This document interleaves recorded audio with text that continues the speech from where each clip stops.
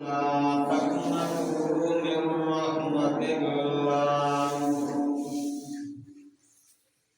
لا تقنطوا من رحمة الله إن الله يغفر الذنوب جميعا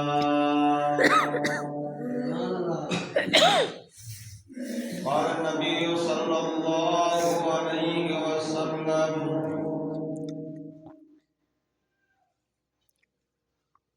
الصلاة إمام الدين من أقامها فقد أقام الدين ومن هدمها فقد هدم الدين أو كما قال النبي صلى الله عليه وسلم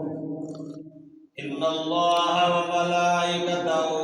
يصلون على النبي يا أيها الذين